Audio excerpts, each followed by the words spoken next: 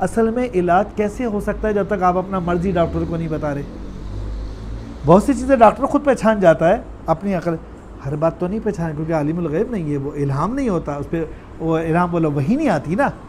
کچھ چیزیں تو میں اس کی دیکھ کے سمجھ سکتا ہوں، اللہ کے مجھے پتہ چل جائیں گی. یہ ہر بات تو نہیں بتا سکتی نا، ورنہ اگر ہر بات پتہ پھر تو نبی ہو گئے، اللہ ہو گئے آپ. تو آپ کو بتانا پڑے گا کہ یہ میری کمزوری ہے.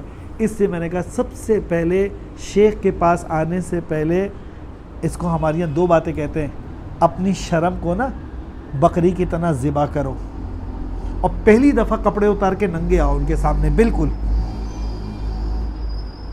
کیونکہ یہ شرم تمہیں بے شرم بنا دے گی. پھر بول رہا ہوں، یہ تمہیں شرم ایسی جگہ جہاں شرم نہیں کرنا چاہیے. دیکھو اب ایک مثال ابھی اللہ نے ڈالی، وہ بھی بتاتا ہوں تمہیں. عورت کے بچہ ہونے والا ہے، مما مجھے شرم آ رہی ہے اس کے سامنے، میں ٹانگیں نہیں کھولوں گی، میں نہیں بچہ. ارے بیٹا نہیں مما نہیں میں نہیں کروں گی نہیں گئی. اب کس کے سامنے اتارنی پڑیں گی؟ اب جو اہل ہیں جہاں اتارنی چاہیے، جو علاج کریں گے واقعی میں جو اس کے اہل ہیں، جب ان کے سامنے شرم کی اس نے، تو اب ان لوگوں کے سامنے، اب یہ گھر پہنچی، درد ذیل شروع ہوا، بچہ آنا شروع ہوا، تو پاس جتنی عورتیں کھڑی تھیں انہوں نے کپڑا اتار کے ٹانگیں چیر کے نکالا. اگر شیخ کے سامنے شرم کی تو بہت سے لوگوں کے سامنے تمہیں بے شرم بننا پڑے گا. پھر شیخ کے سامنے ابھی زنا آیا ہے نا، انہوں نے تو تمہارے مرم پٹی کر دیں گے، کوئی مسئلہ ہی نہیں ہے. لیکن یہی زنا جب دنیا کے سامنے آ جائے گا، کیونکہ عادت بلی کے منہ خون لگ گیا ہے، نفس کو بھی کوئی سزا نہیں، کسی نے دیکھا بھی نہیں، کچھ بھی نہیں ہوا، پھر کرو گے تو نفس چھوڑے گا تو نہیں، تیرے پیچھے لگ گیا اب اصل میں. اور شروع میں جب آدمی گناہ کرتا ہے نا تو خوف ڈر ہوتا ہے، نہیں کر بھی، پھر اس کے تھوڑے دن بعد پھر وہ گناہ کرتا ہے. یاد رکھنا توبہ، آج بہت بڑی بات بتا رہا ہوں، غور سے کان دونوں لگا کے سنو. توبہ سے گناہ معاف ہو جاتے ہیں، بولو چھوٹتے نہیں ہیں. چھوٹیں گے نہیں تم سے گناہ، چھوٹیں گے تو شیخ کی صحبت میں رہ کر اپنا علاج کروانے سے. یہ اللہ نہ کرے اس کو بہت تیز بخار ہے، اس کے چیسٹ میں بہت شدید تکلیف ہے، ڈاکٹر کے پاس جا کے بیٹھ جائے، 2 گھنٹے لیکچر سن لے، ہو گئی طبیعت ٹھیک؟ کیوں نہیں ہوئی؟ ماروں گا کیوں؟ ہو جاتی ہے نا. 3 گھنٹے سن لے، 4 گھنٹے سن لے، 5 گھنٹے سن لے، تو یہاں صحبت میں آ کے بیٹھ گئے نا، ہو گئے ٹھیک. شیخ کی صحبت میں آئے نا، ٹھیک ہو گئے، آ گیا دین. روح کی بیماری گئی. تو جسم کی بیماری تو جا نہیں رہی. 2 گھنٹے ڈاکٹر کے پاس بیٹھ کے لیکچر سننے سے، تو شیخ کے پاس 10 گھنٹے بھی بیٹھ کے تو روح کی بیماری کیسے جائے گی تمہاری؟ اچھا مجلس میں آتے رہتے ہیں نا، کہتے ہیں یار 4 سال سے 3 سال سے 2 سال سے مجلس میں جا رہا ہوں، کوئی فائدہ ہی نہیں ہو رہا مجھے. تو تم تو فجر میں بھی نہیں آ رہے، تسبیحات تمہاری پوری نہیں ہو رہی، داڑھی تم ابھی بھی کٹوا رہے ہو، جھوٹ تم بھی یہی بولو، لا یعنی تم بھی کر رہے ہو، دعوت ابھی بھی تم دے رہے. ہاں یار جاتا ہوں یار، بس اب کہاں وہ بزرگ رہے جو کایا پلٹ دیں. سب سے بڑے بزرگ حضور نے کایا پلٹ دی تھی ابو جہل کی، ابو لہب کی پلٹ دی، اپنے چچا کی پلٹ دی. اب میں یہاں پہ مریدوں کو جو وقت لیتا ہے، میں اپنی طبیعت دیکھ کر وقت دیتا ہوں، الحمدللہ دیتا ہوں. پورے ہفتے وقت نہیں دیتا، انفرادی وقت دیتا ہوں، جتنی 1 گھنٹے کی ضرورت پڑے 1 گھنٹہ دیتا ہوں، آدھا گھنٹہ دیتا ہوں، اللہ کہ میری طبیعت خراب نہ ہو. اب اس میں بھی اپنا الو سیدھا کرواتے ہیں میرے سے. ایسے آدمی کا کیا ہوگا؟ دکان کے کیوں بتا دیں، مکان کے کیوں بتا دیں، بیماری کے نہیں. میں اس کے نہیں بیٹھا ہوں یہاں پر، میں دکان کے. یہ تو سب بات کی چیزیں ہیں. کیا ہے؟ اب اس کی مثال سمجھ لو. ایک آدمی بیمار ہے، بہت شدید معدے میں جلن تکلیف ہو رہی ہے. میں کہتا ہوں بریانی، تو کہے گا میری یہ تکلیف دور ہو جائے پھر بریانی ہے. ابھی تو بریانی کے نام سے بھی زہر بری لگے گی نہیں لگے گی. گھر سے نکال رہے ہیں باہر مالک مکان ہے نا، اور بہن بھائی مٹھائی اور کپڑے لے کے آ رہے ہیں، ہار پھول لے کے آ رہے ہیں سالگرہ پہ، تو کیا کہو گے؟ یہ بھائی بات کے بات ہے پہلے ہمارا. تو اب مجھے اس لیے بری لگتی ہے، پہلے تم اپنا دل سیدھا کرو، تم الو سیدھا کروا رہے ہو. اپنا دین سیدھا کرو، اپنا دین پہلے سیدھا کرو، پھر اس کے بعد اپنی دنیا. تو دنیا تو ویسی ہی سیدھی ہو جائے گی. یہ ایک درخت ہے نا، اس پہ ایک پرندہ بیٹھا ہے اور نیچے اس کا سایہ ہے. یہ بھی آ رہا ہے سایہ، دیکھ رہے ہو؟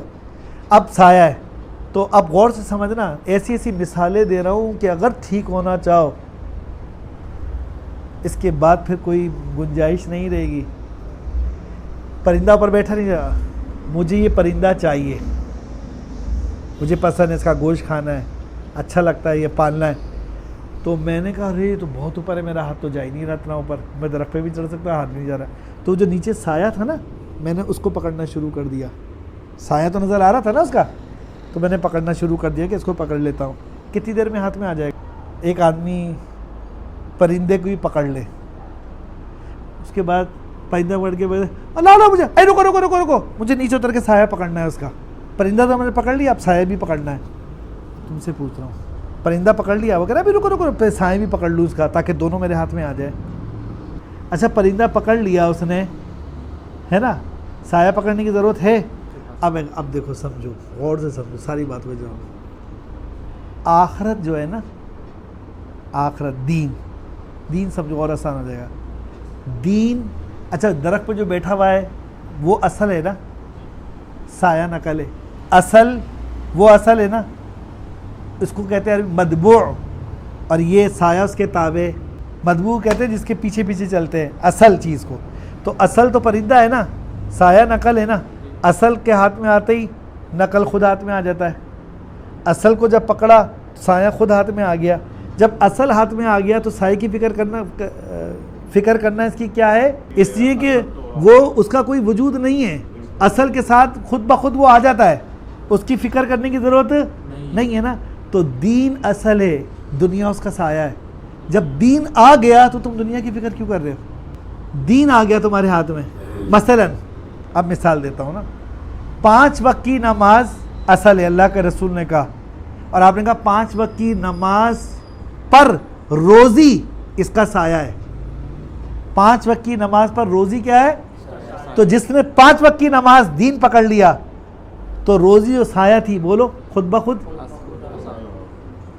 تو کیوں کر رہے ہو پھر روزی کی فکر؟ ہر آدمی سایہ کی فکر کر رہا ہے. اصل کو چھوڑا ہوا ہے، اصل دین چھوڑا ہوا ہے، تو کس کے باپ کے ہاتھ میں آیا ہے سایہ؟ کہاں سے ملے گی تمہیں عزت؟ کہاں سے ملے گا وقار؟ کہاں سے ملے گا تمہیں سکون؟ حدیث میں اب دوسری مثال، یہ میرے سر میں بھاری ہو رہا ہے.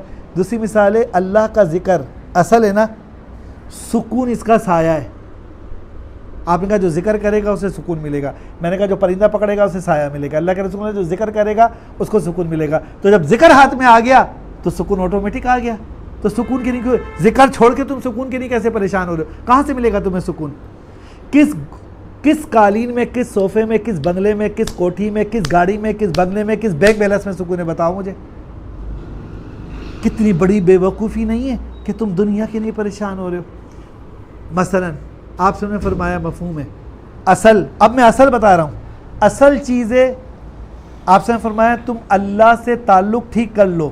اب اللہ کے نبی نے کہا ذکر جو کرے گا اسے سکون ملے گا. تو ذکر اصل ہے، سکون کیا ہے؟ تو سکون کے لیے کیوں پریشان ہو تم؟ آپ سے نے فرمایا اللہ سے تعلق اصل ہے، لوگوں کا تعلق اصل نہیں ہے. تو آپ نے فرمایا جب تم اللہ کا تعلق حاصل کرو گے مخلوق سے تعلق خود ٹھیک ہو جائے گا. تو مخلوق سے تعلق سایہ ہے. حدیث میں بیوی کو ٹھیک کرنا مشکل، بچوں کو ٹھیک کرنا مشکل ہے. یہ کیسے ہو سکتا ہے؟ 4 بچوں کو تم راضی نہیں کر سکتے، 4 بچوں کو راضی نہیں کر سکتے. سب کے منہ الگ ہیں، سوچ بول الگ ہے. تو اب آپ بچے کو راضی کروں، پھپھو کو راضی کروں، تایا کو راضی کروں، چاچا کو راضی کروں، نہیں کر سکتے. ہم نہیں کر سکتے نا. اب حدیث نے فرمایا مثلا ایک پنجرے میں بہت سارے پرندے ہیں، سب کا سایہ پڑ رہا ہے، سب سایہ تو مشکل ہے پکڑنا. پنجرا پورا اٹھا لو، سب تمہارے ہاتھ میں آ گئے. اللہ اصل ہے. اللہ وہ ہے جس نے ساری مخلوق کو قابو میں کیا ہے. اللہ کے ہو جاؤ سب تمہارا ہو گیا. تو حدیث میں اصل اللہ ہے، تو اس سے تعلق ٹھیک ہوا، آٹومیٹک اللہ تمہاری بیوی بچوں سے تعلق تمہارا آٹومیٹک ٹھیک کر دے گا.